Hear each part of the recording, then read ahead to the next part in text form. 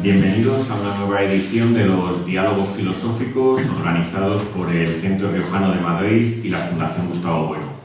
En esta ocasión, en este tercer diálogo del curso 2024-2025, tenemos con nosotros a don Iván Vélez, que nos va a hablar del tema Cortés versus Pizarro. Iván Vélez es arquitecto de formación, investigador asociado de la Fundación Gustavo Bueno y con una amplia obra ya a sus espaldas. Entre esos libros, pues aparte de algunos libros pioneros pues, en el género literario, cuentos y tal, que eso es para los... También la lejana juventud. Sí, pero aquí y de haikus también. Haiku. También lo digo para los que sean aficionados a Iván, pues que los busquen en Iberlibro. También está al respecto, pues unos primeros libros pioneros en cuestiones de filosofía de la técnica en la España preindustrial. Y luego ya los temas que quizás son los que le han catapultado, que son aquí los temas de filosofía de la historia y en particular de filosofía de la historia de España.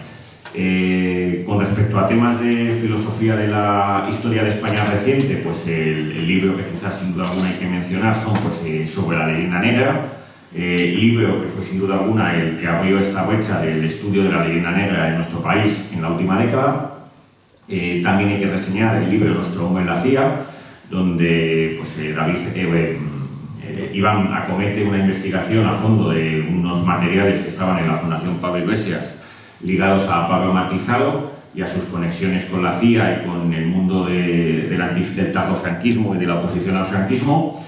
Y luego los libros que quizás hoy son los que aquí nos concitan, los que ha dedicado a Hernán Cortés y la conquista de México, entre ellos pues, el mito de Cortés, pero también la conquista de México, una nueva España, y el que hoy nos viene a presentar, que es la conquista del Perú.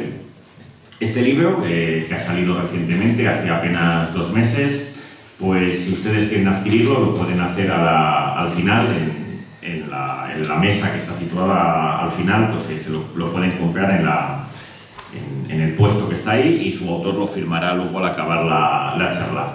Y entonces nos había parecido que el tema, quizás un tema que se lo sugerí yo, es ocurrencia mía, era el de Cortés versus Pizarro, ¿no? Buscando pues, que trazara un paralelismo, intentando ver pues, similitudes y diferencias entre las figuras de Hernán Cortés y Francisco Pizarro, pero también, por así decir, entre las conquistas de México y de Perú. Pues nada, Iván, te escuchamos. Muy bien, Carlos. Pues nada, muchas gracias por la presentación y encantado de estar una vez más en esta escuela madrileña, ¿no? Que tenemos ya en marcha hace mucho tiempo, ¿no? Estas conversaciones filosóficas, o eso pretendemos que sean al menos, ¿no? Bueno, pues y gracias a los asistentes, por supuesto, ¿no?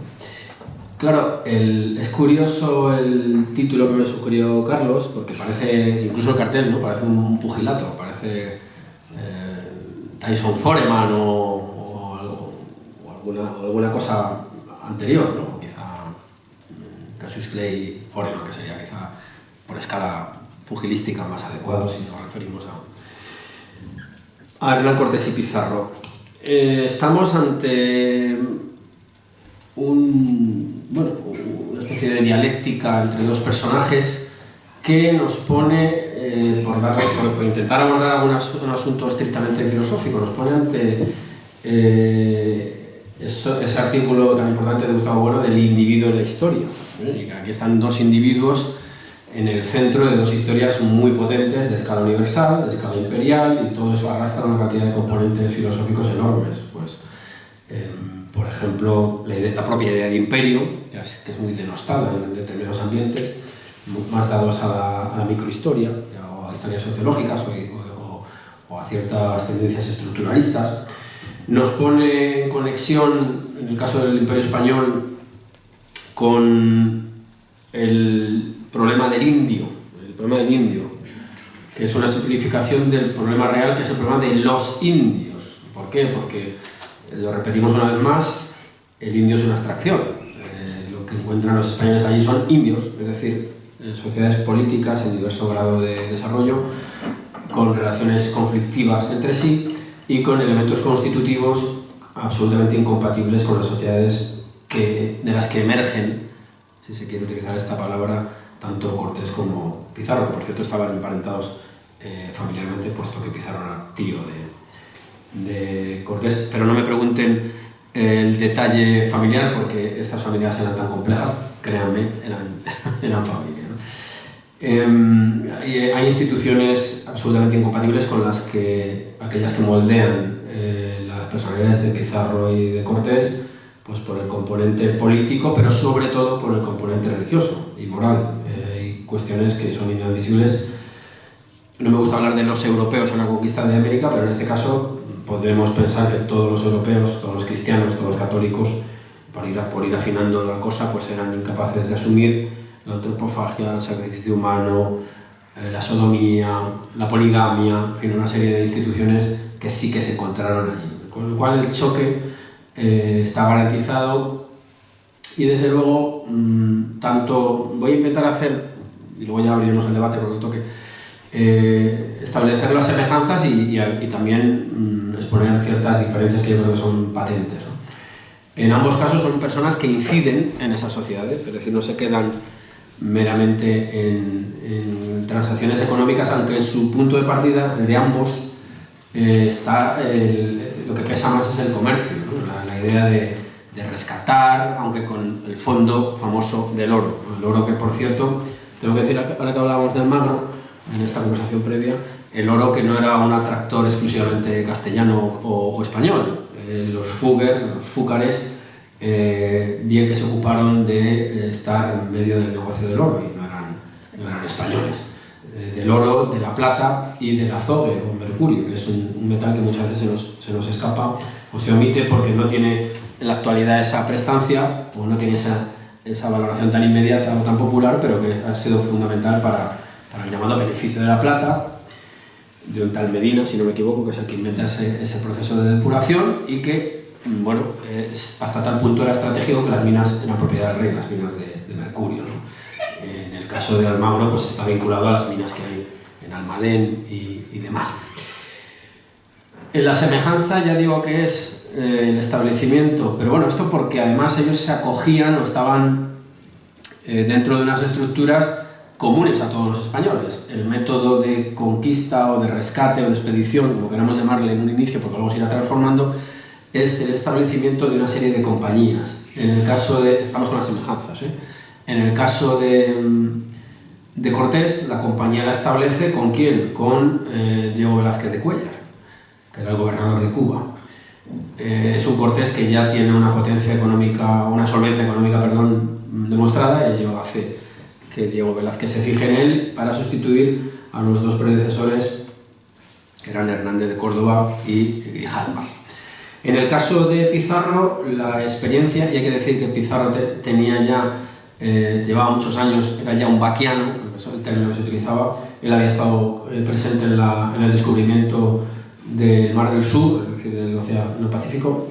Atención, término filosófico, descubrimiento, término sujeto a controversia. Hay que abordarlo, claro.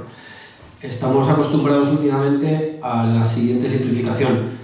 No, hombre, eso no hace falta que lo descubra nadie, ya había gente allí navegando probablemente en canoas. Pues da igual que estuvieran navegando en canoas, porque el descubrimiento al que nosotros nos estamos refiriendo es un descubrimiento constitutivo, es decir, las tierras que estos señores van tocando, vamos a decir tocando, las pueden inscribir por medio de la cartografía, disciplina que exige ya de unos conocimientos geométricos y geográficos importantes, y la pueden inscribir en una cosa que se llama esfera.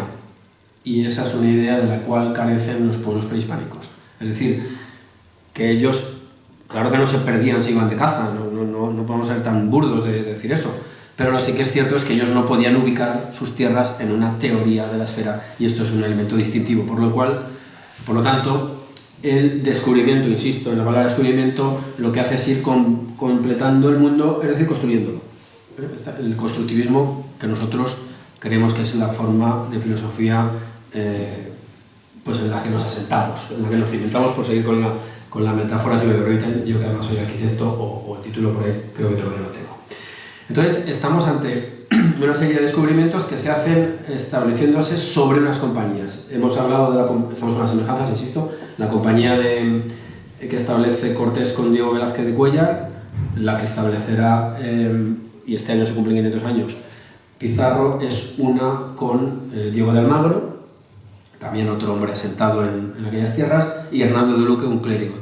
Ahí se discute también cuántos más participaron en esa compañía. Quizá hay quien dice que Hernando de Luque, que era un clérigo, era una especie de testaferro de Pedrarias Dávila.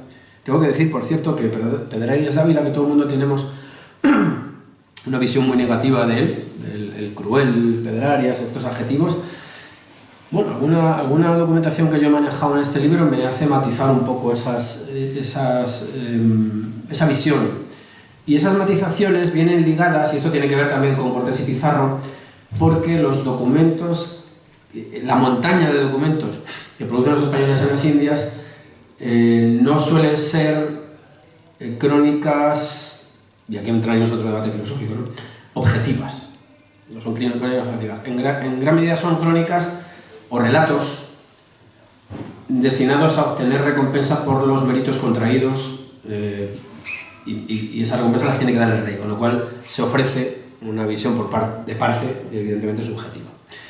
¿Cómo objetivar esto? Pues la suerte que tenemos es que hay tal cantidad de documentos referidos al mismo acontecimiento que de algún modo el núcleo central del mismo podemos suponer que hay un grado de veracidad.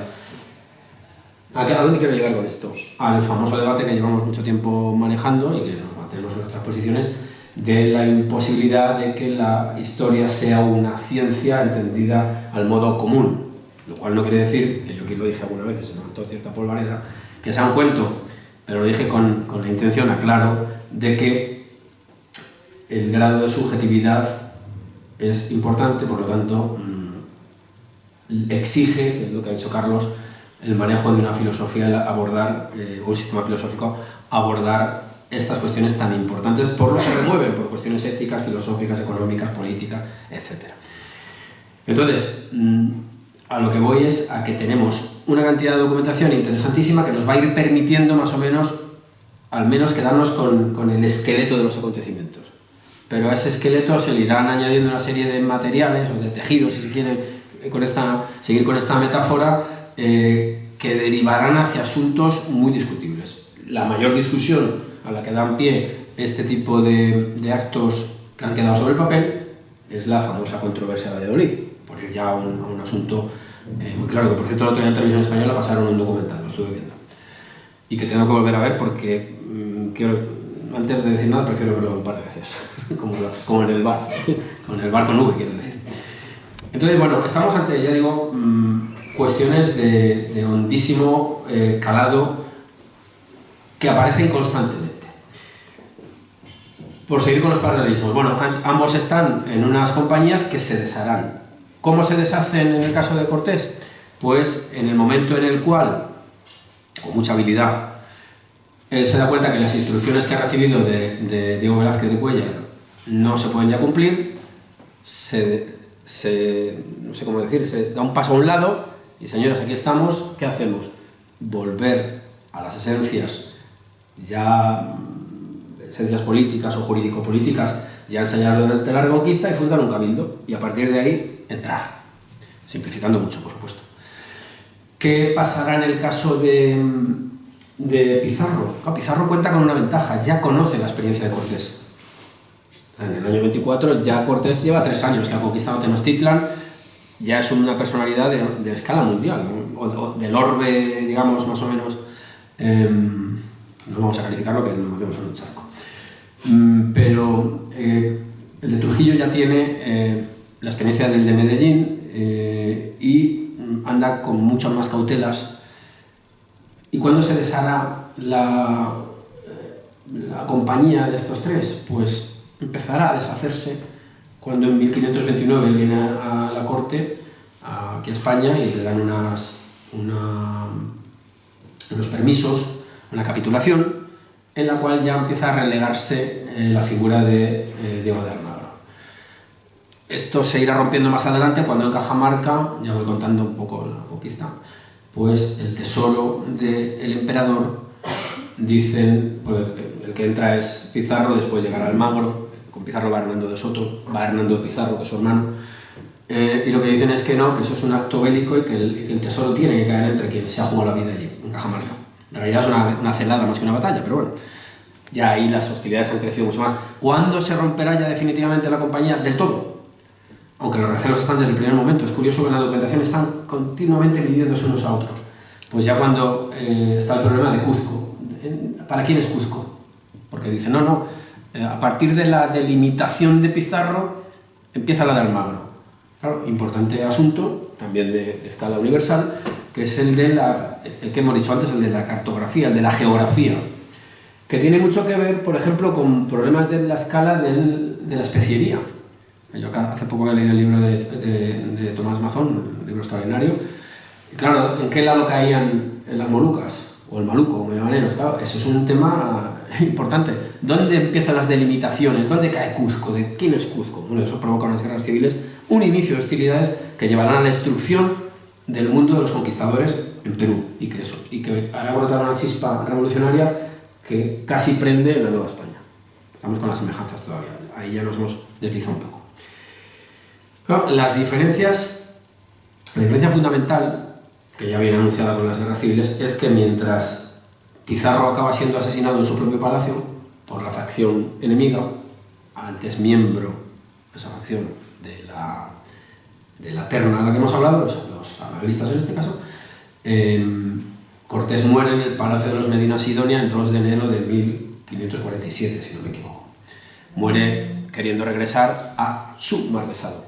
También había tenido un marquesado Pizarro, pero muy preciso, porque la experiencia de Cortés no aconsejaba dar tanto poder, así interpreto yo las cosas, a unas personas difícilmente controlables, que es el caso también de la encomienda. Tenía por supuesto, una restricción de carácter moral y teológico, pero no olvidemos, también político. ¿Quién controla a unos señores al otro lado del océano? Bueno, mientras que uno ha muerto asesinado en su palacio, ya digo, Cortés muere en Sevilla, en Castilleja de la Cuesta, queriendo pasar a su marquesado, enriquecido y siendo una figura abismal, tremenda, ¿no?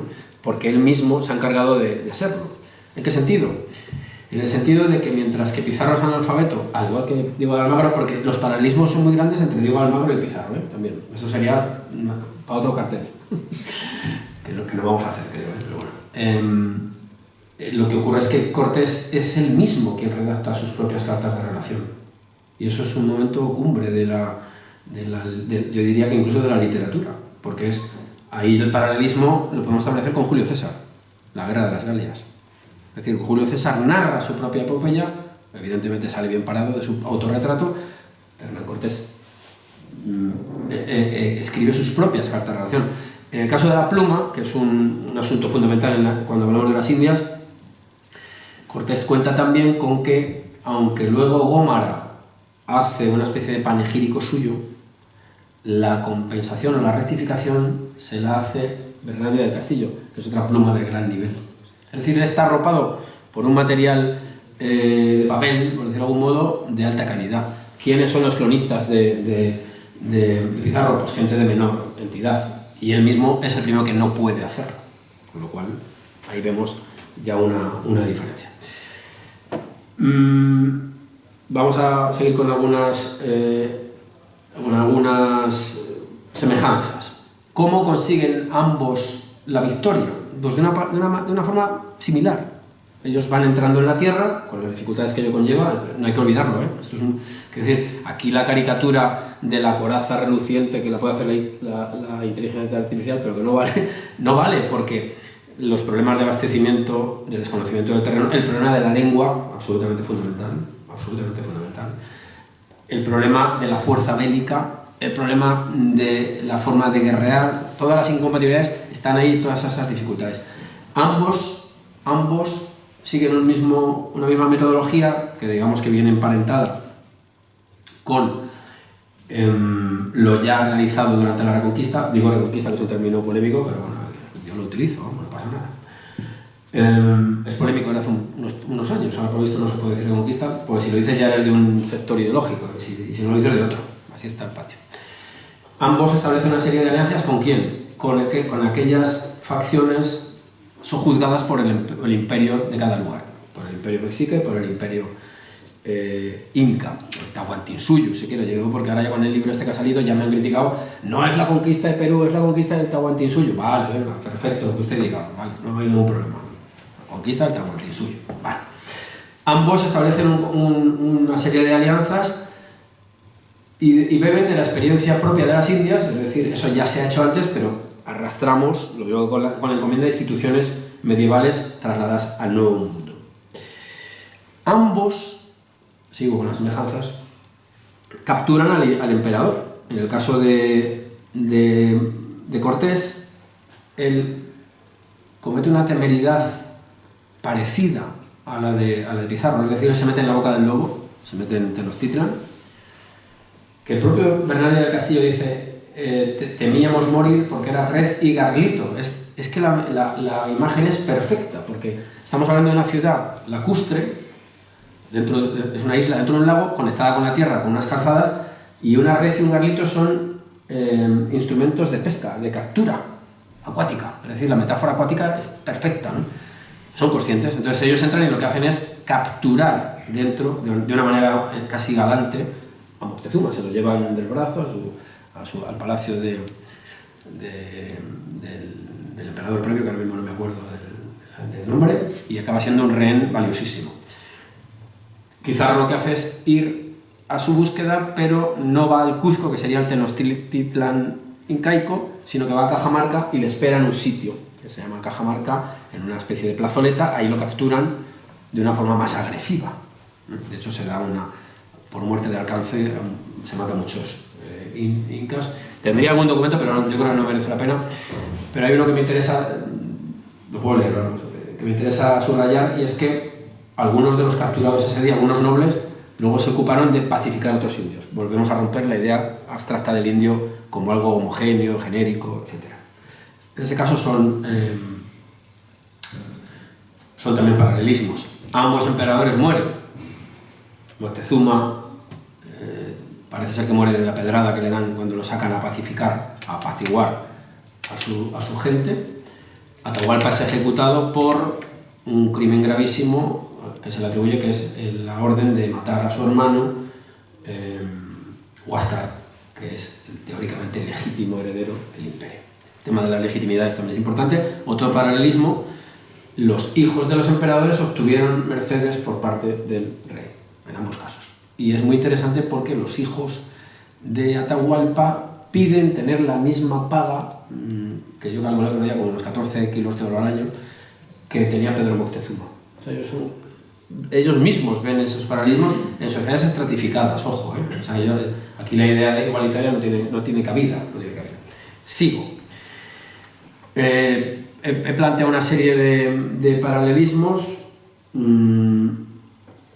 Ambos también, y eso lo he querido añadir al subtítulo de este libro porque es una fórmula muy bonita, pero que además da cuenta de los ideales que movían a esta gente, que por cierto uno era enorme, no vamos a ocultarlo, el enriquecimiento, pero buscaban también el ascenso social, en ambos casos. Aunque es verdad que Cortés ya era algo, pero bueno, el ascenso que obtuvo fue muy superior.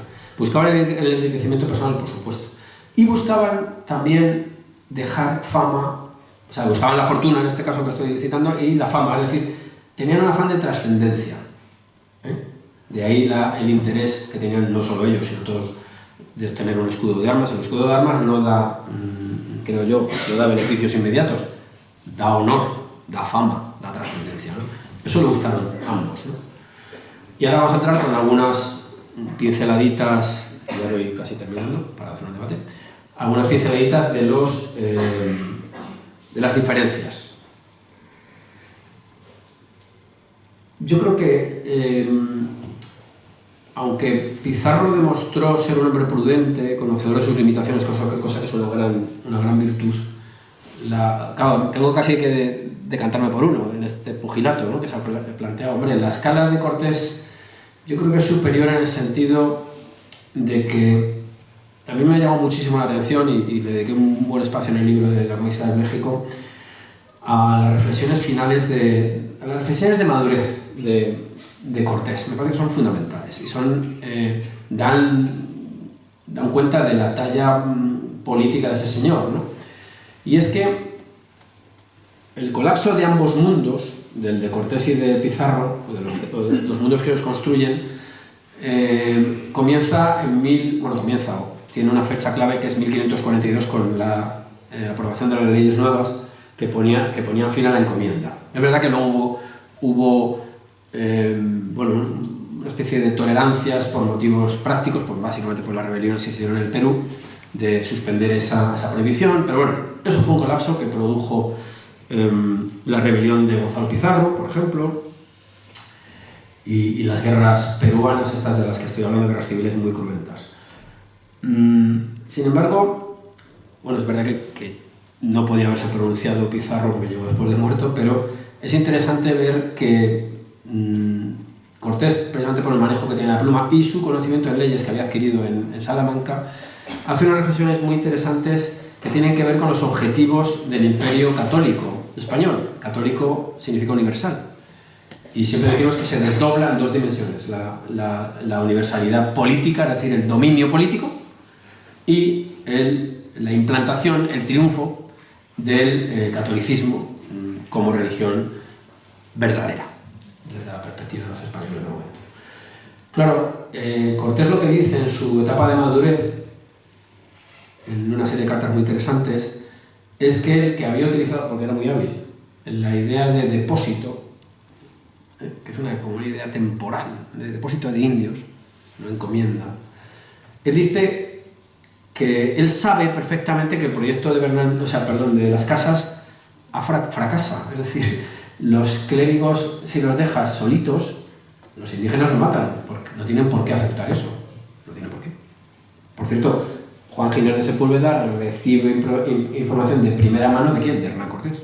Es decir, que Hernán Cortés está presente en la controversia de Valladolid. Es uno de los más grandes debates de la historia de la humanidad. Hay que decirlo sin ningún tipo de complejos. O sea, abordar el estatus de esas personas que por la inercia histórica, podríamos haber pensado, por la inercia histórica de los siglos, oye, esto se esclaviza, aquí paz y después gloria, no pasa absolutamente nada. O sea, esa reflexión es completamente inaudita. Y quien está detrás de ella, en cierto modo, es el propio Cortés. Pues lo que dice Cortés es que, puesto que la idea de una predicación pues pacífica y sin ninguna dificultad es una mentira. Si el predicador va solo por los caminos, es muy posible que lo maten. Y él lo que dice, y ya con esto creo que puedo, si os parece, terminar, que llevo hablando como 40 minutos, lo que sea. Él lo que dice es que hay que proteger a quienes van propagando la palabra de Dios, que por cierto es uno de los postulados justificatorios de la presencia de los españoles allí, o del mantenimiento más que de la presencia. Hay que dar asistencia espiritual a los que ya se han conquistado, para la fe. Y hay que dar por generosidad el anuncio de la palabra de Dios. ¿Claro? Pero es que si ese anunciante no es protegido por las armas, será masacrado en muchos casos. Y eso es una realidad incontrovertible, eso lo sabía perfectamente. ¿Qué medida propone él a la corona? Pues la siguiente: hay que mantener los depósitos o repartimientos, o como se quiera llamar, que son el objetivo que han perseguido a cambio de su sangre y su sudor. Y digo sangre porque, ojo con las estadísticas, ojo del 100% cuántos realmente acabaron siendo encomenderos. La mortandad fue enorme, por muchos motivos. Esos señores que se han jugado la vida para ese medio de vida hay que mantenerlos porque son los únicos garantes de que la obra religiosa se pueda mantener. Hasta el punto de que Cortés sugiere, no me acuerdo de los datos, están por ahí publicados, que cada encomendero, o cada señor, queremos llamarle, tiene que tener un número de armas disponibles para la protección de los religiosos. Y yo creo que esa es una medida que, desde luego, encaja perfectamente a la perfección con los objetivos reales del Imperio Español. Más allá, por supuesto, de la aclaración, para que nadie se escandalice, de reconocer pues, que hubo encomenderos que se excedieron, que explotaron, que hicieron tropelías. No vamos a negarlo. Pero tampoco vamos a negar que el Imperio Español tenía habilitadas unas figuras jurídicas muy potentes de control de la acción de los españoles allí. Por ejemplo, el juicio de residencia, que no le fue a todos muy bien. Recordemos lo que le pasó a Nuño de Guzmán, murió en una cárcel española. Es decir, que eso está ahí. Entonces, bueno, no sé, yo creo que casi como una pequeña presentación que responda al cartel y al versus ese que hay ahí, pues como no es un enfrentamiento, sino un cotejo, pues yo creo que quizá con esto les agradezco la atención prestada y podríamos casi empezar un debate, si os parece.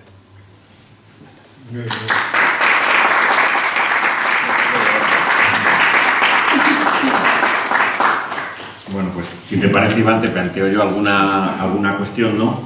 Y bueno, después de este cotejo que has hecho de semejanzas y diferencias entre Cortés y Pizarro, quizás con el paso del tiempo yo creo que el que se ha acabado imponiendo es quizás la figura, aunque las dos están teñidas por tintes negros legendarios, parece como que Cortés, por lo que has dicho, ¿no? Que es la primera pregunta que te haría, por el hecho de que él mismo sabía escribir y sabía defenderse y aparte se rodeó de gente como Gómara, etcétera, pues que pudo tener sin duda alguna una mejor, con el paso del tiempo, una mayor presencia y más positiva, ¿no? O sea, el mito de Cortés en ese sentido tuvo más presencia que el mito de Pizarro, ¿no? Yo creo que sí.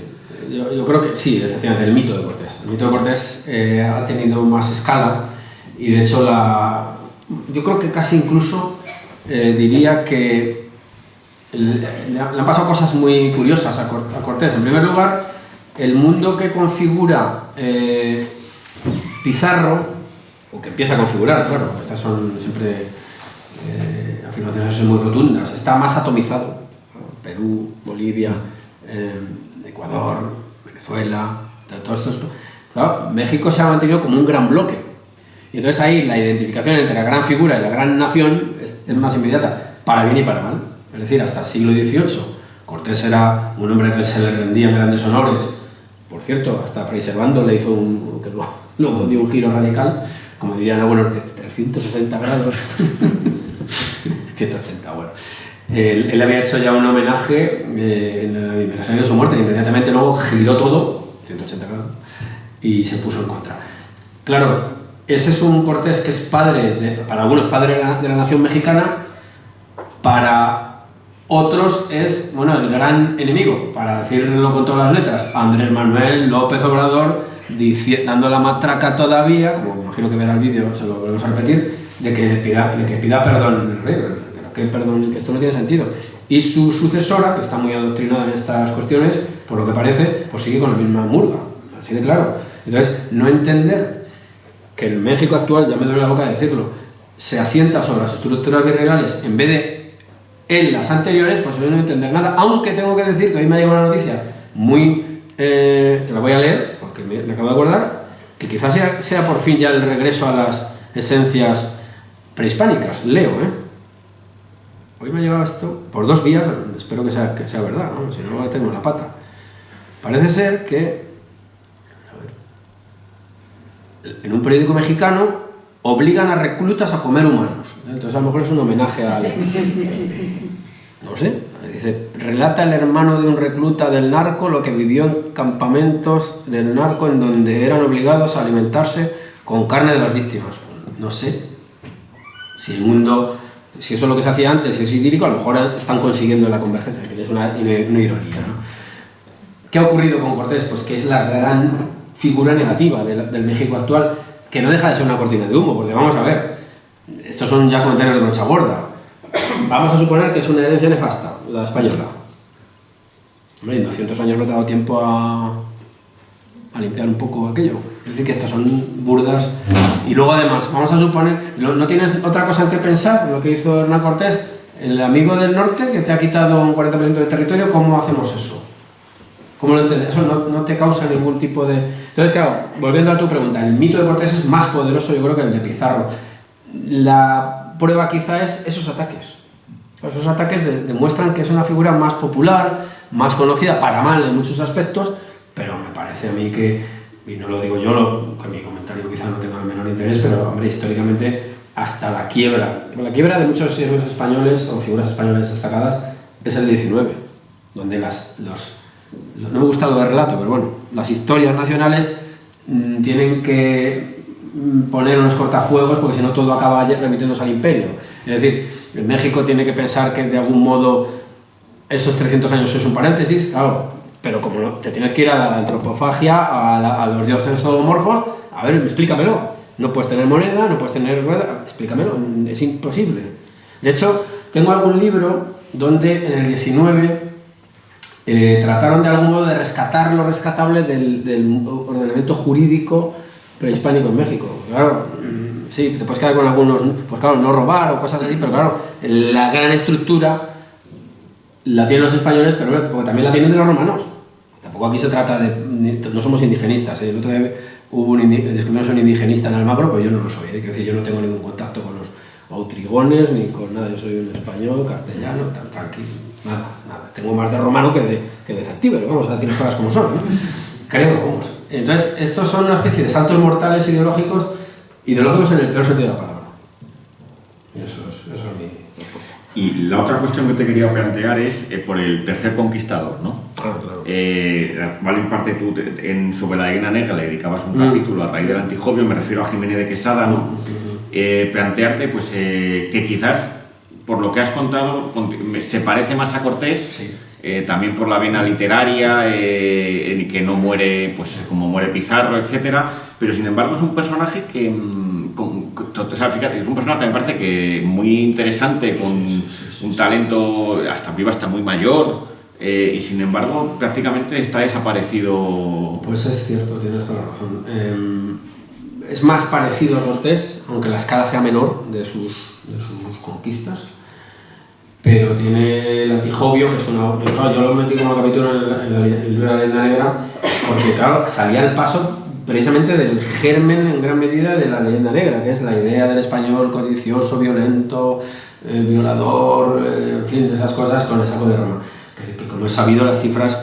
Claro, los españoles eran todos, en tanto en cuanto eran súbditos de Carlos, pero, hombre, no me los circunscribas a Castilla, que es el problema de siempre. Si son las quenetes, también lo son. O sea, son ellos, ¿no? Es un poco lo que dicen, nos robaste solo, bueno, será tu antepasado. Estos son chascarrillos, pero es que en realidad... Es que no es cierto. Es que el problema del oro, y hace poco, ahora que está aquí el director de la Gaceta, publicaba un artículo sobre el oro. Es que ¿de quién es el oro de Perú? ¿De los conquistadores? ¿De los anteriores a los conquistadores? ¿Pero de quién? ¿Solo de los herederos? O sea, solo de los hijos del Inca, porque cada Inca al morir mantenía sus propiedades. Entonces, ¿a quién se le devuelve? Ojo, el de Cajamarca dice Pizarro que es suyo y de su hueste. Dice Gonzalo, digo de Almagro, hombre, yo también he participado, quiero mi parte. Dice el rey, no, perdona, es que se lo has quitado a otro rey, es mío.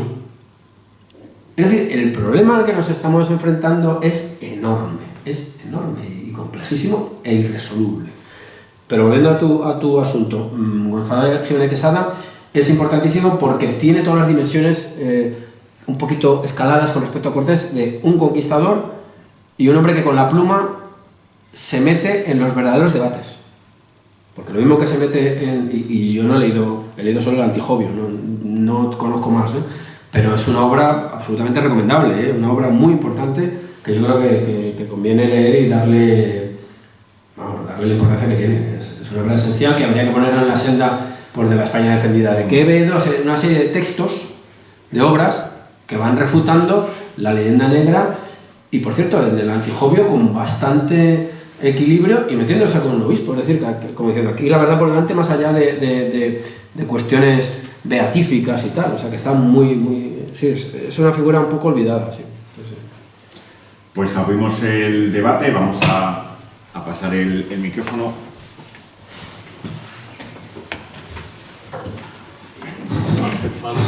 No, pero para el vídeo. Para el vídeo. Bueno, yo voy a hacerte una pregunta.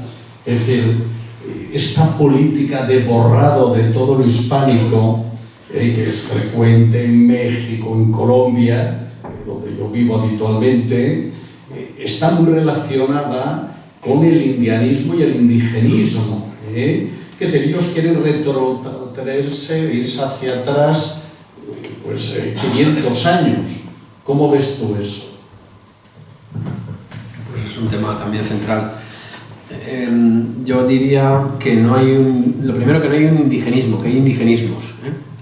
¿A qué me estoy refiriendo? Pues, por ejemplo, el indigenismo que impulsa la Iglesia española nada más llegar. Hay que entender que a los reyes españoles se les ha dado el patronato de las Indias, es decir, que tienen esa responsabilidad, y es uno de los elementos justificatorios de su presencia allí. Es decir, que eran legales, por decirlo así de manera coloquial, ¿no? Es un indigenismo paternalista en gran medida, que lo que busca es incorporar a esas gentes a la fe verdadera. Cuidado con esto. Claro, y entonces es una visión en cierto modo paternalista, ya digo. Se les considera una especie de personas menores de edad que hay que tutelar, pero hay otro indigenismo que también está impulsado desde instancias más bien políticas, es decir, son menores de edad en el sentido de las instituciones, intentemos nivelarlas. Es un poco la tesis que expresa Bueno con el imperio generador, que no es lo que mucha gente dice, que es otra cosa. Es generemos sociedades homologables a la nuestra para liberarlas de problemas que arrastran, problemas pues de falta de desarrollo político y de otras cosas. Yo sé que esto es casi anatema, ¿no? ¿Cómo que no están civilizados? Sí estaban. Bueno, pues vale, pues, pero desde la perspectiva de que los hombres no lo están. Vamos a decir las cosas como son. Y es que no hay una perspectiva que yo sepa única y eterna. Es una cuestión dialéctica. Lo que es la democracia. Claro, si aquí pone la democracia, pues en aquella época era el catolicismo. Sí, ahora digamos que el fundamentalismo democrático es lo que empuja o da gasolina a la sociedad. Entonces ese es un indigenismo inicial, esos indigenismos ya son iniciales, dando un salto mortal. Ahora hay otros indigenismos, pero esos indigenismos actuales, estoy pensando por ejemplo en el mundo mapuche, estoy pensando también en Venezuela con los juegos indígenas que hicieron, que es una cosa ya pues pasada por el tamiz de la etnología, con lo cual hay mucho de invención. Tienen mucho de ideológico en el sentido de negar el origen español, o las raíces españolas de esas sociedades, que lo son. Aquí el problema es que incorporan el asunto racial y todo se distorsiona, cuando lo que están haciendo las leyes españolas es abstraerse del problema racial. Los problemas son otros. Es decir, las leyes españolas no son racistas, sí son clasistas, claro, por supuesto, como todas las sociedades de la época. O sea, no es lo mismo ser un señor que un vasallo. Pero es que resulta que las recompensas se les dan a los señores indios y el poder se les mantiene por cuestiones incluso prácticas y de lealtad. Entonces, el indigenismo que ahora está funcionando, yo creo que es un mecanismo de amenaza y el límite de destrucción de las naciones constituidas. Es decir, en el momento que el mapuche le digas, no, perdona, mira, es que este es una materia prima originaria tuya, el litio, me lo invento, ¿no? Claro, es tuyo, es tu propiedad. Cuando él no ha podido tener nunca litio, que pasa como con Arabia y demás, llevaban miles de años ahí el petróleo, pues si no llega la tecnología, tú no sabes ni lo que hay debajo, ni lo puedes explotar ni refinar. Pero claro, entonces te viene una fundación en tierras extrañas, con sede en tierras extrañas, te manda un equipito de antropólogos y te llega asociada la multinacional, y entonces habla con el cacique local, al cual se le reconoce su señal de identidad. ¡Oh, qué interesante, qué material tan valioso! ¿Podemos hablar de este asunto? Ya está, ¿no? Entonces yo creo que el indigenismo viene por ahí ahora mismo. Y luego otro indigenismo, ya acabo, que esto lo estudió mucho Gustavo Bueno Sánchez, que es el que viene aparejado al Instituto Lingüístico de Verano. Ese es fundamental también, que también tiene, pues es una estrategia imperialista, de divide y vencerás, un clásico. Es decir, cada lengua tiene un filólogo de cabecera, cada lengua tiene un reglamento, tu lengua te distingue. En España estamos acostumbrados, la marginación del español en Cataluña es el elemento central de la política de los catalanistas. Eso es intocable, ¿eh? No. Ahora ya la tienen ahí y ya está aumentando las multas, según he leído por ahí en la prensa, ¿no? Es decir, que estamos, que es la lengua como babelización, vamos, en ese sentido. Yo creo que por ahí más o menos podría responderse a esa pregunta. Pues nada, felicitar públicamente a Iván. Ahora tienes que bajar para abajo a Asunción y Chile y luego tirar para arriba a Junípero y todo. Porque es que esto abrir este debate, pues esto es clave, total. Y Y bueno, o sea, vamos a ver, al principio has has introducido los temas filosóficos que son de historia universal, o sea, son cuestiones filosóficas de primer orden, ni siquiera históricas o sociológicas, no, el descubrimiento, el desarrollo de la historia universal que no es de la humanidad, que es a través de estos imperios o cómo, el problema del individuo en la historia, que sean Cortés o este problema que siempre que tiene que ver con esto del determinismo histórico. O sea, el individuo de historia, porque la historia es de individuos, Entonces, claro, recurrir con una serie de normativas, eso pues es una especie de fenomenología teatral. Tú tienes unos documentos y unos textos, y entonces el libro de historia es pones como en un teatrillo, ¿no? Te conviertes en un guionista. Pues es un teatrillo que hay gente allí haciendo las cosas, ¿no? Entonces eso siempre tiene que ser a posteriori, tiene que cerrarse un ciclo histórico para que puedas ver las causas y las consecuencias. Entonces cada papel tiene su importancia y su causalidad, ¿no? dentro de esa totalización que se tiene que hacer siempre a posteriori. Eso la historia inmediata es imposible, porque para ver la importancia de algo tienes que ver las consecuencias, ¿no? Entonces estas cuestiones pues afectan a la historia como ciencia, a la historiografía, todo. Pero vamos a ver, el problema, yo creo que uno de los problemas fundamentales es esta vuelta, esta que se está juzgando de si la religión está por encima de la política, el imperio político, el imperio diapolítico, el imperio metapolítico de la Iglesia, y ahora con los derechos humanos. Si la humanidad está por encima de los imperios o los imperios están por encima de la humanidad. Entonces, desde el punto de vista ético y desde el punto de vista moral, pues se puede juzgar si hicieron bien o mal, o si mataron mucho o poco, o qué tipo de cosas se hizo a los seres humanos y el sufrimiento que hubo y todo eso, pero eso desde el punto de vista ético. Pero es que está por encima de la política de la ética. No quiero gritar porque rápidamente te pones. Es que está por encima de la política de la ética. O sea, esto está por encima de los imperios de la Iglesia. La Iglesia es una especie multinacional y entonces los derechos humanos y todo esto es una ideología que recubre ahora mismo desde los Estados Unidos liberales y está recubriendo la política de hecho de los imperios. O sea, no es la ética. O sea, pero es que en filosofía este problema lo tenemos hasta el tuétano, ¿no? O sea, que es la política la que regula las cuestiones morales de los diferentes grupos que están y los problemas éticos, que es la vida de esas personas. Es la política la que los rige, de hecho. No está la ética por encima y la política por debajo. Entonces, si se pierde de vista este asunto, y yo creo que es el principio de estas cuestiones que desdibujan absolutamente todo lo que pasa y cómo se juzga. El derecho. ¿Pero qué propiedad tienen los indios si no existe la propiedad? Si la propiedad es un concepto jurídico romano que además que esos títulos de propiedad se los da la corona. Y es que son ellos los que los piden pertenecer a la corona. Es que son los indios los que, para mantener sus privilegios, son los que piden a la corona que los admitan dentro. No es al revés, no es una imposición, ¿no? O sea, quiere decir que estos debates son importancia total y abrirlos de canal.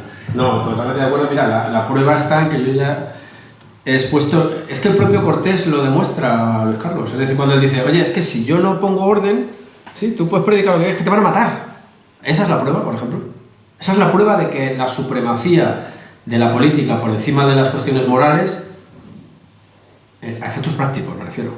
Ya nos podemos poner todos los elevados que queramos. Pero a efectos prácticos es que o proteges al que va a llevar ese mensaje o lo matan. Lo matan porque ellos también tienen herramientas políticas superiores a las que él tiene, que es ninguna en algunos casos. La que yo creo que la prueba estaría ahí, sí, estoy de acuerdo. Bueno, yo quería comentarte porque yo lo estoy viviendo en mis propias carnes, por ejemplo. Tengo una niña de 17 años y hace poco tuve una conversación con ella porque tiene la típica profesora actual de que no se puede usar Reconquista, o sea, ha llegado hasta el punto de decir que no hace falta estudiarse las fechas. Digo, pero ¿cómo vas a conocer la historia si no conoces las fechas? Entonces, yo le puse como ejemplo el tema de historia, prehistoria, protohistoria. Digo, estoy un poco nervioso, discúlpame, porque te admiro mucho y bueno, quería comentarlo. Cuando ellos hablan de descubrimiento, es lo que tú has dicho, ¿no? Es el descubrirse tú en el mundo. Digo, lo mismo que la historia no significa, yo le explicaba a mi hija, no significa que antes en la prehistoria no pasara nada, no es que no hubiera historia, sino que son conceptos para para poder estudiar la historia. Y a mí esa sensación, ese interés de borrar las fechas en la historia me ha parecido un poco demoníaco, ¿sabes? De cómo tú vas a entender la historia si no entiendes la cronología de los hechos, ¿no? Y luego, parafraseando a Jesús González Maestro, de que la lengua es una tecnología, eso es como decir, no, ahora aquí no vamos a usar HTML4, porque claro, como un catalán descubrió el sistema BASIC, pues ahora que todo el mundo usando ordenadores el sistema BASIC. No, mire usted, la lengua es una tecnología y es para utilizarla, no es como yo me meto en una red social, ahora que está tan la broma esta del Blue Sky, no me voy a una red social donde no hay nadie. Nos vamos a obligar a mi sociedad a no poder comunicarse con el resto de las sociedades, ¿no? Entonces es tan absurdo recuperar estas lenguas que están muy bien para que la quiera estudiar, que le guste la historia, pero no son prácticas a la hora de la verdad, ¿no? A mí me da la sensación de que están haciendo a la gente más tonta, ¿no? De que no quieren que se comuniquen entre ellos, que quieren que haya odio entre ellos, ¿no? Y la verdad que simplemente quería comentarte eso. Bueno, yo creo que el problema de la historia es lo que decíamos antes, es que no es una disciplina científica en el sentido que todos entendemos, es otra cosa. Y entonces hay modas historiográficas, por ejemplo, en los años 60 pues todo eran las instituciones, el individuo no estaba en la historia, que es lo que era. Y ahora estamos intentando recuperar el peso real de los individuos, es decir, no hay infinitas posibilidades de Pizarro, hay unas muy concretas, por decirlo claramente. En cuanto a los planes de estudio, pues vamos a ver, en España, desde hace mucho tiempo, hay que intentar acabar con lo común. Lo común es la lengua española, lo común es la historia de España, por supuesto que tiene matices, interpretaciones, por supuesto que la tiene, pero hay un núcleo común, originario, claro, pues hay que intentar romperlo por el proyecto político español es desgregador. Estamos intentando pues que el tío de Ávila no parezca un bantú al lado de uno de La Rioja, que no tiene nada que ver, ya está. Entonces, claro, si descubre que en realidad vienen del mismo proceso histórico, claro, esto chirría con los proyectos actuales. Entonces, bueno, eso yo creo que lo sabemos todos, pero hay que pelearlo, ya está. Iván, muchas gracias. A ver, esto va a ser un poco a lo mejor novela histórica si quieres, pero después de tanto estudiar, tanto leer, tanto escribir, leyendo entre líneas sobre todo, en tu foro interno, ¿cómo dirías que pensaba Cortés de Pizarro y Pizarro de Cortés? Es una pregunta muy difícil. Vamos a ver, Cortés sobrevivió a Pizarro, ¿no? Entonces es más probable que él Cortés sí tenía una opinión de Pizarro que quizá más completa, en el sentido de que él le sobrevive, es una perogrullada, que de Pizarro, que probablemente lo que podría tener quizás la imagen de quien ha vencido, ¿verdad? Cuando él arranca desde Panamá hacia lo que es Perú, tiene la experiencia del triunfo de Cortés. Y Cortés, en una de sus cartas a un primo suyo, que era el que llevaba los negocios en España, Francisco Núñez, le dice que sabe que hay émulos de sí mismo. O sea, él es consciente de que ha configurado un canon, que él, pues como cuando los niños en el colegio, me pido Ronaldo, o sea, como diciendo, ya soy un personaje normativo, casi ideográfico, pero a la vez nomotético, que diríamos en esos términos filosóficos. Es decir, señalado como tal, pero porque se reviste de unas virtudes que son el ejemplo para otros. ¿Por qué? Porque ha vencido. Entonces, probablemente Cortés pensó que había llegado mucho más lejos, pero claro, estos ya son una subjetividad absoluta, creo. Y luego la campaña que hizo de sí mismo fue muy exitosa.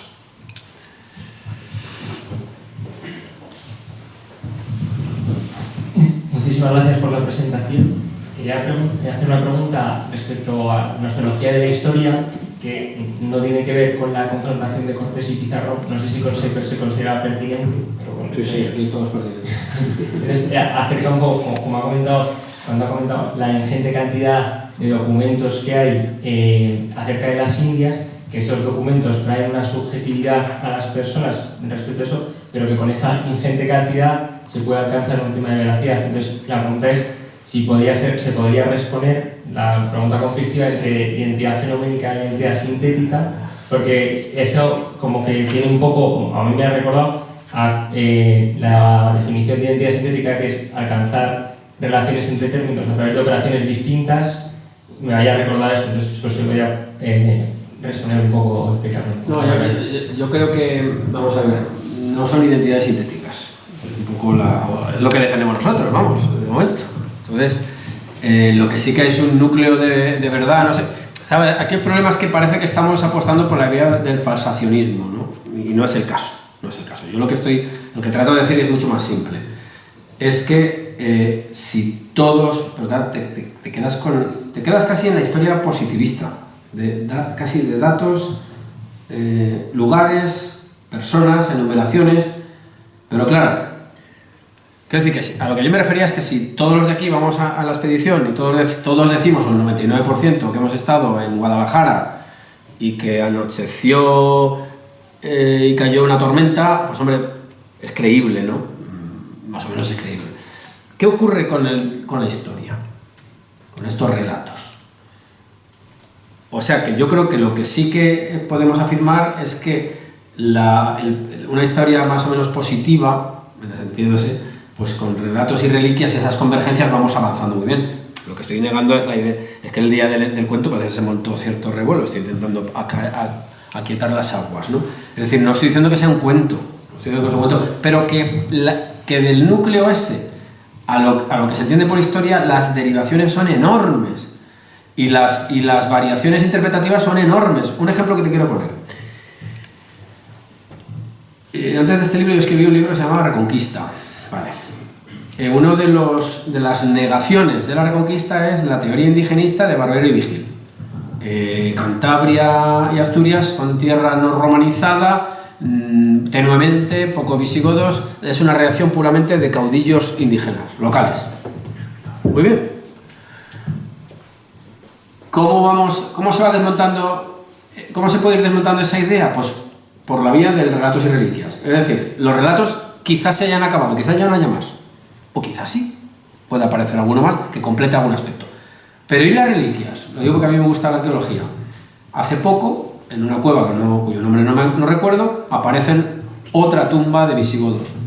Entonces, cuidado, porque la interpretación de Barbero y Vigil de los años 60 como que eran unos asturianos pata negra, asentados allí sin ningún tipo de atributo ajeno, se va cayendo porque empiezan a aparecer restos y restos y restos y como mínimo ya se va equilibrando la balanza.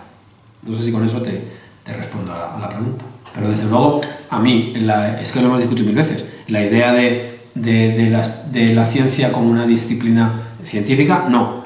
¿Quiere decir esto que no tiene que ser rigurosa? No, tiene que ser lo más rigurosa posible. Pero, por ejemplo, relatos y reliquias. En las reliquias no aparecen, salvo por cuestiones formales y simbólicas, mitos y creencias.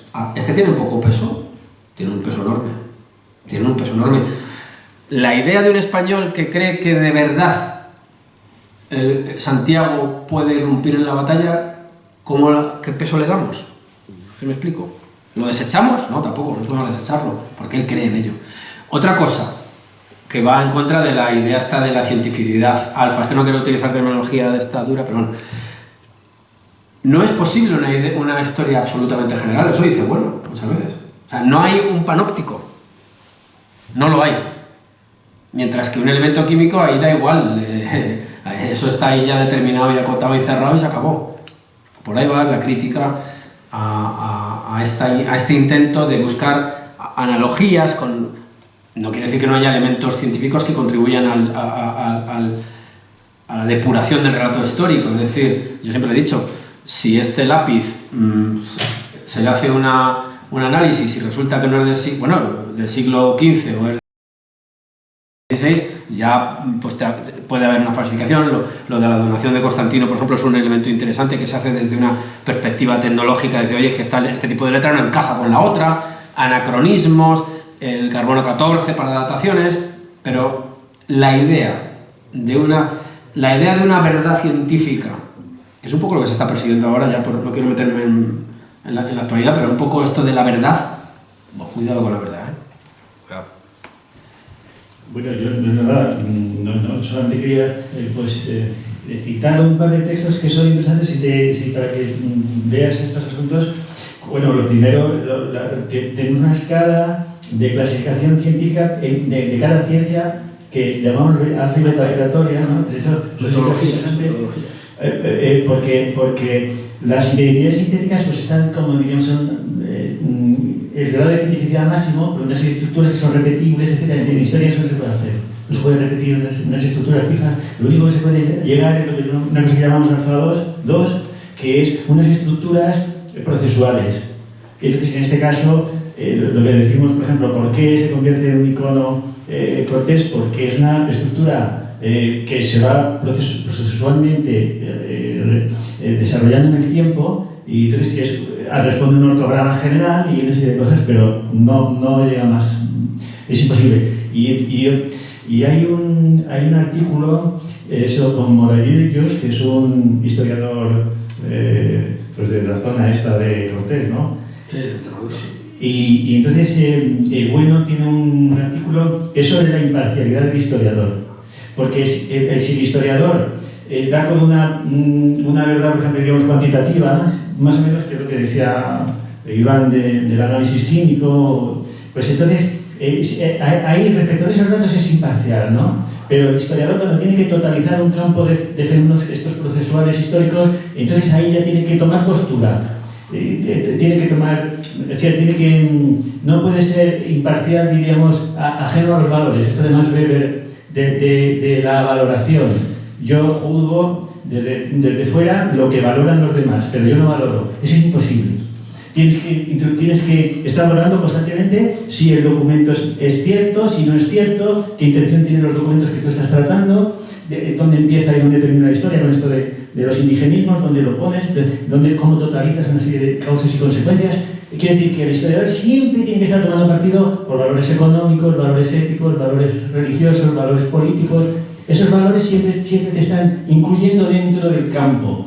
Y entonces las identidades históricas quedan completamente fuera del campo. El científico queda fuera del campo completamente. En trigonometría, ahí no tiene que valorar nada. Se tiene solo a las conexiones entre esos elementos con los que estás trabajando. Y eso en historia no es imposible. Yo añadiría, por completar lo que dice Luis, varias cosas. Experiencia propia, ¿eh? Este libro me he metido en el archivo de Indias. ¿De qué modo? Vamos a contar la verdad. Me he metido porque yo no me dedico a esto, claro, esto es afición. Me meto en lo digitalizado.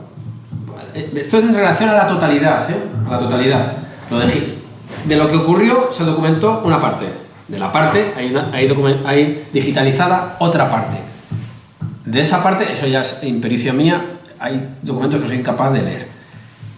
Pero de los que soy capaz de leer, elijo unos y no otros.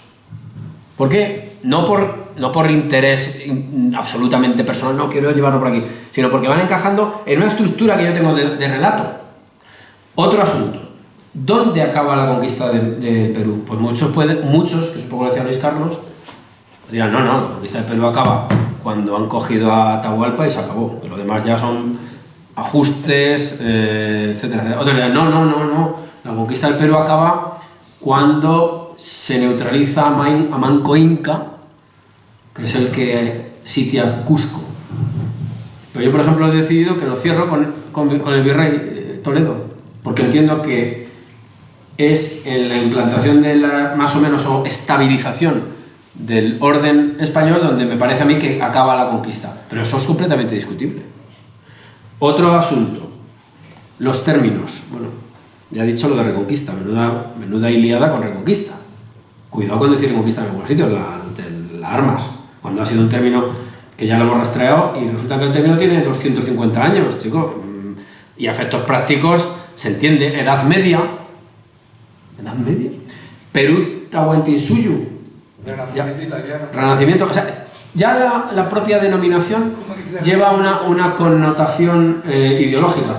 ¿Cómo despojarte? No hay manera, porque esos mismos documentos que yo digo que he utilizado, 30 por ejemplo, 30 legajos, repartimos aquí los legajos y no digo que nadie diga, y Pizarro llegó en el Falcon, no, eso tampoco, claro, pero lo que muchos a lo mejor, pues imagínate que unos tienen mucho más interés en lo que salía hace un rato del indigenismo, en la labor religiosa que en la política, pues ya sale distinto. Otros son más dados al perfilamiento de biografías, lo del inicio de la historia. Otros son individualistas en ese sentido.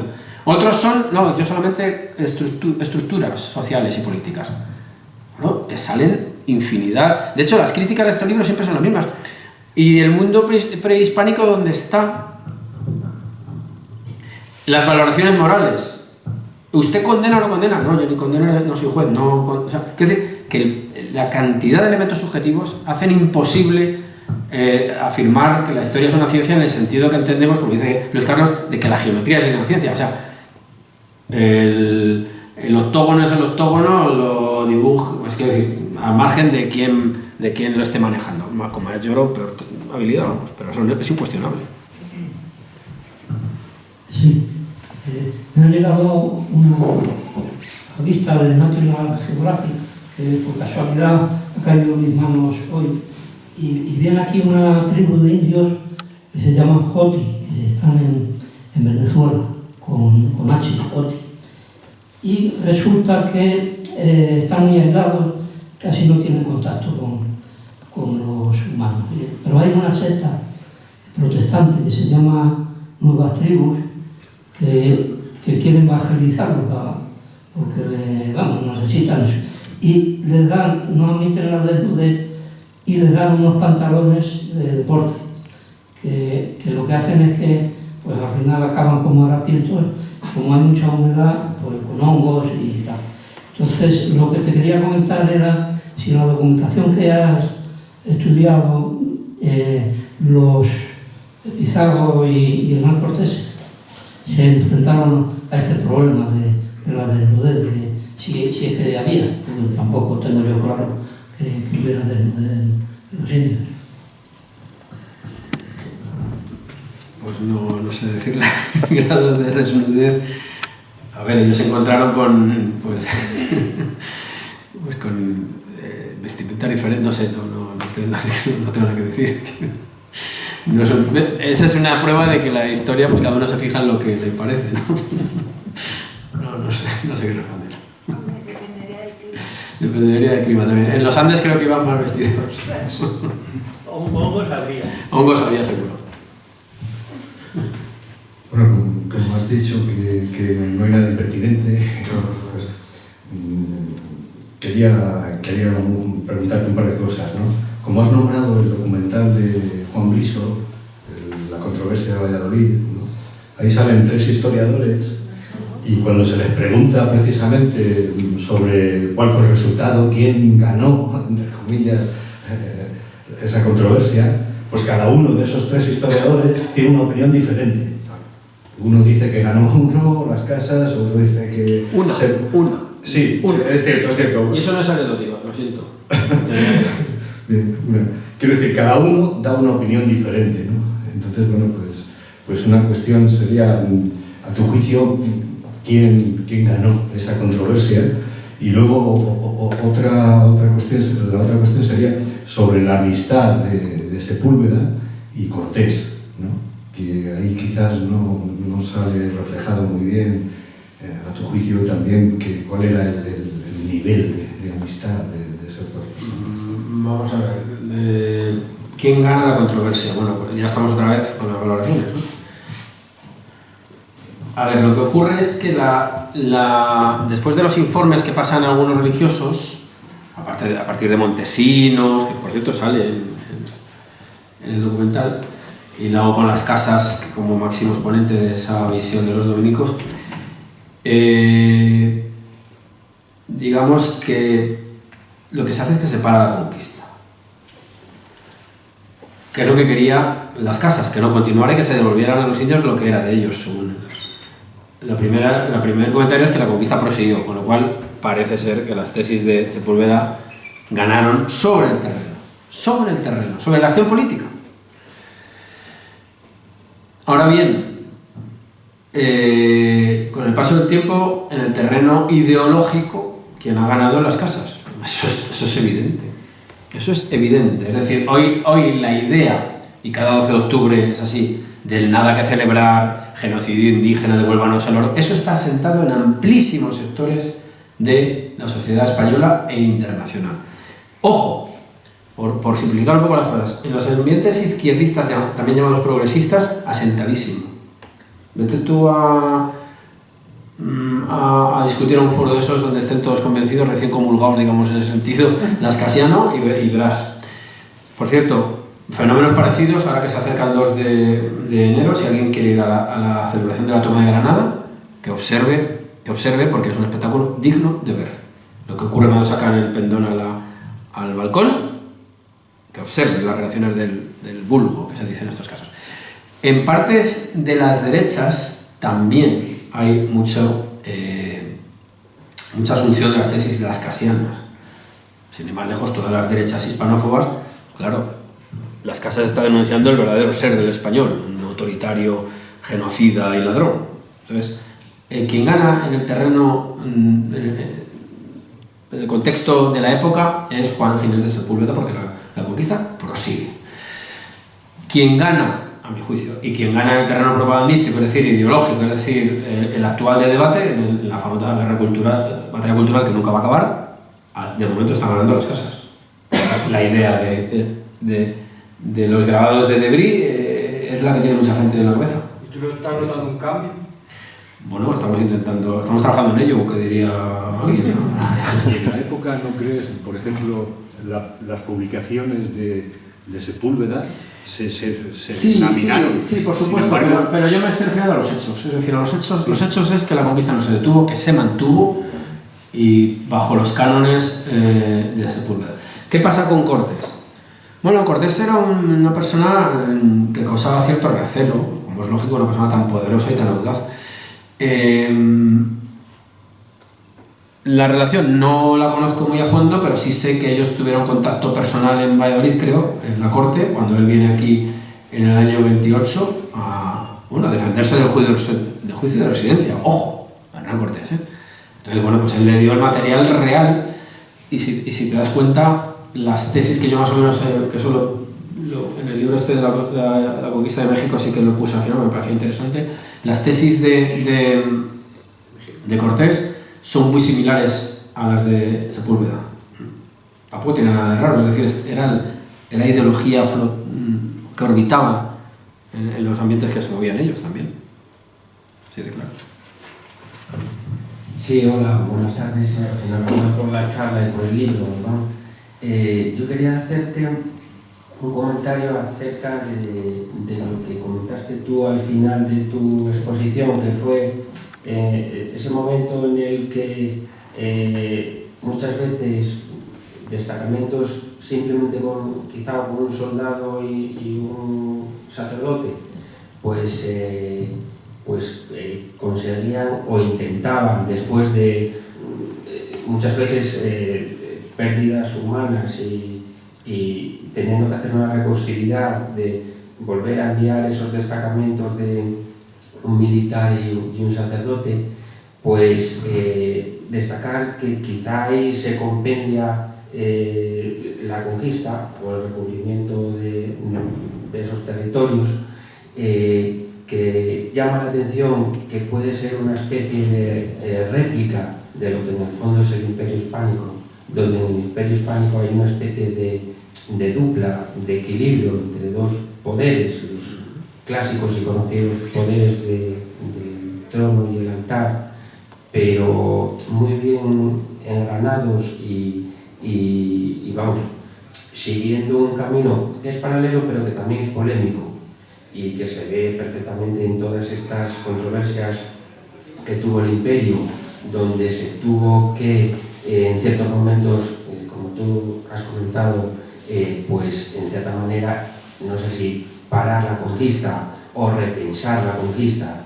Esos elementos, que son como unos elementos esenciales del Imperio Hispánico, yo te quería destacar que quizá se reflejan en una forma celular o nuclear, en esas formas que son muy características Quizá el imperio hispánico, como muchos otros imperios, entró en contacto con nuevos territorios a través del comercio, del intercambio de objetos, etc.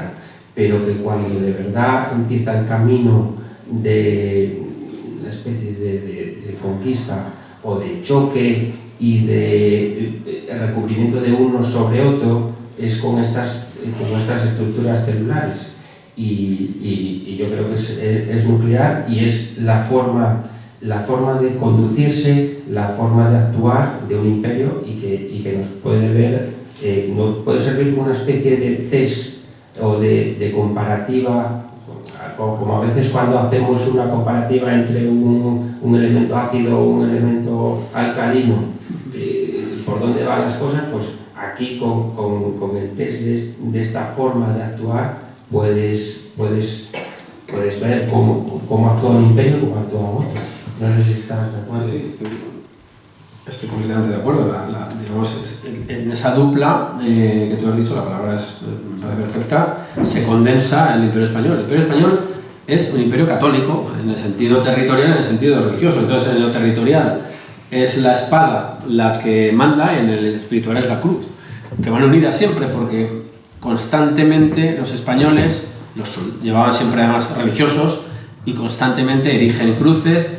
Y por ejemplo Cortés, hablando un poco del tema del oro, otra vez, el tema de la codicia. Si solo quieres oro, ¿a ti qué te importa el culto, libertad de cultos? ¿Qué más te da? Democracia, tú vas al oro. Y Cortés enseguida derroca literalmente los ídolos, rompe con una barra de hierro, lo dice Bernal del Castillo, uno de los ídolos que hay en la pirámide de Tenochtitlan. Cuidado. E incluso antes, cuando sube por primera vez a una de las pirámides, él le dice a Moctezuma, habría que quitar estos ídolos, y el otro, claro, se ofende mucho, y dice, bueno, dejémoslo hoy aquí, como diciendo, pero poco a poco lo iremos quitando. Eso no tiene ningún rédito económico. Es decir, el interés en la evangelización y en la cristianización de esas personas está patente en todo momento. Entonces eso es indiscutible. Yo creo que eso, vamos, es la dupla sí, perfectamente. Es un religioso y un soldado, digamos que son los dos grandes símbolos. Sí, buenas tardes. Volviendo a la comparación, el versus entre Pizarro y Cortés, has comentado antes lo más importante que es que de momento ya el punto de partida era diferente, es decir, Cortés iba en su tercer viaje, el tercer viaje de exploración de la península de Yucatán y de repente se encontró con que venía gente diciendo que había una civilización potente fuerte. Se encontró Jerónimo de Aguilar, a Malinche, o sea, como que todo le iba viniendo de cara. Es verdad que iba a lo desconocido. No, me refiero a que tuvo puntos muy importantes que le fueron allanando, digamos, que le hicieron cambiar el chip y de una misión que a lo mejor habría descubierto pues, el Yucatán y se habría vuelto. De repente dice, oye, vamos a pensar esto mejor, y entonces el carisma de este personaje pues, le hizo venirse arriba. Pizarro es lo contrario, Pizarro ya sabía todo lo que había pasado. Entonces intenta replicarlo y así como Cortés ante lo desconocido, digamos, que tenía tres capitanes que cerraron filas con él, por lo menos hasta la conquista de Tenochtitlán, Cristóbal de Olí, Gonzalo de Sandoval y Pedro Alvarado. Yo creo que Pizarro, como ya sabían que se podía tener éxito, como que ya tenía dentro de su propio grupo gente que decía, oye, espera, ¿y por qué tiene que ser este? ¿Y por qué no soy yo? ¿Y por qué? Entonces quiero decir que esa teórica ventaja que tenía Pizarro yo creo que en el fondo era una desventaja.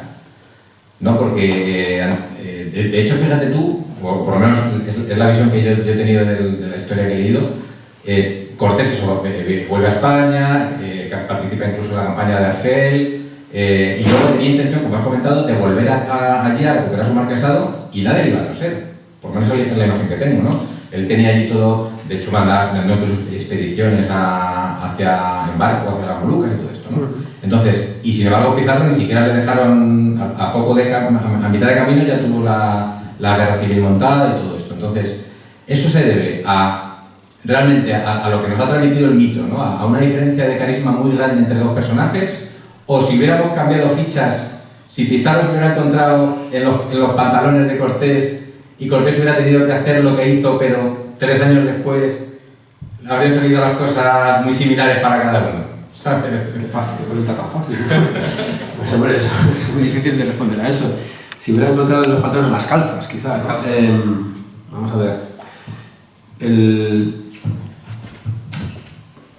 Hay muchos paralelismos, pero sí que es cierto, creo que lo he dicho antes, que Pizarro cuenta con esa experiencia anterior. Pero que Pizarro no llega a imponerse del todo, es decir, y tiene gente que trata de algún modo de abrirse camino que se le va yendo, ¿no? Hernando de Soto es uno de ellos, que acaba muriendo en el Mississippi, otra cosa tremenda, ¿no? ¿Qué necesidad había? Fíjate la locura, ¿no? Pizarro es un individuo,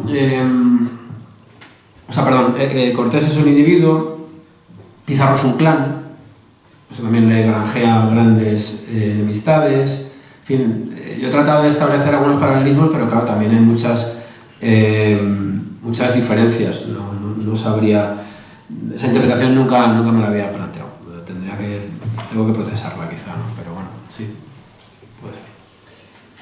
No, si no hay nadie, si me permitís una cosa solo, eso, que con el tema del modelo que decías, del cura y el vamos a ver, o sea, ahí el modelo es lo del imperio eril o imperio civil, y imperio civil significa ciudad, esa es la clave. O sea, la clave del ser humano es que vive en ciudades, eso quiere decir esto de esto. O sea, la ciudad, que en ese caso son los cabildos, que que los modelos de conquista pues fueron varios.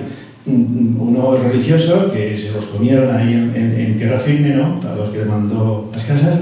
El otro que le hacen los Belcher en Coro, que es un régimen pues eril. Y los propios españoles mandan cartas al rey para que quiten al Finger, que es el que está llevando aquello, que no les dejan ni tener correo, ni tener correo, ¿no? Entonces, es decir, los derechos civiles, los derechos políticos eso se lleva adelante a través de los cabildos. Como hubo aquí en la conquista. O sea, se forma un cabildo y entonces hay un régimen abierto, es decir, se vota al alcalde, por lo típico, la civilización. Ese es el verdadero modelo. Y Nicolás de Obando, entonces es cuando ve que aquello funciona. Sí. Pero yo creo que es que las claves, volviendo un poco, estoy un poco procesando un poco, pero vamos a ver, es que las claves, es que Cortés lo hace prácticamente todo. Por ejemplo, nos quedamos siempre, volviendo otra vez al tema de la historia, ¿qué ponemos de relieve que no? La historia de batallas parece que es bueno, y ha habido modas, la cinematografía lo dice, muchas veces van en un lado o en otro. Lo atractivo de la batalla y tal oculta otros episodios quizá más decisivos. Es que quizá lo que ocurre en Veracruz es lo más decisivo que hace Cortés. O sea, es una maniobra política de primerísimo orden. Anda, las instrucciones ya no podemos cumplirlas, aquí no hay lo que... ha muerto el proyecto, ¿qué hacemos aquí? Yo no sé nada, ¿tú sabes algo? No, nada. ¿Aquí cómo se nos...? No, oye, ¿y si votamos constituir un cabildo? Bueno, es que ese es un elemento... Ahora, la noche triste, Otumba, ¿vale? Son grandes momentos. Noche triste, negativo, Otumba, una gran batalla quizá parecida por lo estructural a lo de la captura de Atahualpa por coger la cabeza y hundir toda esa estructura guerrera. Pero el episodio de finura y de conocimiento de los mecanismos legales, constituyendo un cabildo y escribiendo inmediatamente al rey para decir somos un cabildo bajo la estricta obediencia del rey y te mandamos al quinto real. Y ojo, este señor es un tirano, este señor es un codicioso, porque por cierto muchos elementos de la leyenda negra están presentes en las pugnas internas. Cuando no voy a hablar de mi libro, voy a ir al otro, pero la respuesta que le da Gonzalo Pizarro al enviado de Pedro la Gasca con respecto al oro, ojo. Y la réplica que le da Paniagua, ojo. El peso que tiene el oro y de dónde viene el oro y para qué vale el oro y de quién es. No nos damos cuenta de que ahí Cortés tiene esa finura. Vamos, yo me voy a decantar por Cortés. No, es que quiero decir que esas cosas que en Pizarro son quizá menos audaces y vienen después, con lo cual tiene cierta experiencia propia, esa previa, perdón. Sí, y una cosa sobre lo civil y lo eril, el imperio civil y el imperio eril, y cuando desde las posiciones de Bueno pues se considera el imperio hispánico como civil, y quizá otros imperios, vamos a tener en mente el imperio inglés como imperio eril, quizá haya que tener cuidado con lo de civil eril, porque por ejemplo sí que está justificado que desde ciertos enfoques el imperio hispánico evidentemente tuvo que ser eril en circunstancias o en ámbitos. Quizá se pueda ver que el imperio hispánico, dentro de las enormes extensiones que consiguió cerrar, dentro fue civil, pero fuera tuvo que ser eril, necesariamente, tuvo que ser eril con los otros imperios. Entonces, claro, al hablar de estos temas, formar ciudades, formar cabildos, quizá lo que ocurre es que estás formando o estás tirando en una serie de instituciones muy elaboradas que puedes implantar en ese territorio, y quizá no lo puedas implantar fuera de ese enorme terreno que has cerrado, que era el imperio hispánico, y entonces en una zona sí que podías ser civil, pero en otra forzosamente tenías que ser edil. No podías formar, no podías tirar de esas instituciones fuera del territorio que consiguió cerrar. Entonces, quizá lo de civil, eril, a veces puede traer equívocos. No sé qué piensas. Vamos a ver. Eso ya lo hablaste tú en Almagro. Sí. Vamos a ver, es que aquí lo que se pierde de vista, se ha puesto de moda, vamos a hablar así en bruto, lo de imperio generador y depredador, simplificando mucho las cosas. Si uno lee realmente la obra España frente a Europa, lo que dice Bueno es que en las primeras fases imperialista no tiene que tener una connotación estrictamente, únicamente negativa, hay fases depredadoras, como es lógico y normal, es que si no es inviable. Entonces, a mí me empieza a molestar un poco ya esta idea casi de autoayuda. Ay, pues nada, fuimos allí, bueno, pues muy bien y tal. No, hay episodios sangrientos, hay depredación, es que no hay otra forma. Porque el otro modo es el que ensayó las casas. En la selva lacandona, ¿y qué le pasó a sus enviados? ¿Qué le pasó? Pues que se los comieron. Es decir, que el imperio generador no es un imperio asistencial. ¿Qué parece que es eso? Como el otro día oí ya unos disparates de cuyo nombre no quiero darme el autor, sino que es un imperio que busca la elevación, la homologación de esas sociedades con la de referencia. Eso es lo que se está buscando. Entonces hay que leer la obra, hay que ir a la fuente en ese caso. Y entonces, claro que hay elementos, y claro que hay esclavitud en el imperio español, mal que le pese a algunos que quieren presentar una fantasía. Pero es que son instituciones del momento. Lo que es diferenciador es la controversia de Valladolid, por ejemplo, eso es inaudito en otros sitios. Lo que es diferenciador es que Isabel la Católica en un momento dice, cuidado, que son súbditos míos, pero ¿dónde vas? Lo que es diferenciador es Francisco de Vitoria, no voy a sacar los textos ahora, que los leí otro día en el Oviedo. Es decir, oye, que este es semejante a mí, que es una persona, que el color es diferente, no, pero es una persona. No es un bruto es un animal, casi una máquina.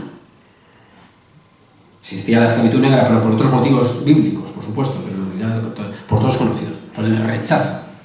Pero estos señores esto es una anomalía que se ha encontrado en España, es decir, anda, esta tierra que no contamos con ella, pues hay gente y tal. ¿Qué hacemos? ¿Son homologables a un jaguar? No. ¿Son homologables a un ciervo? No, son personas.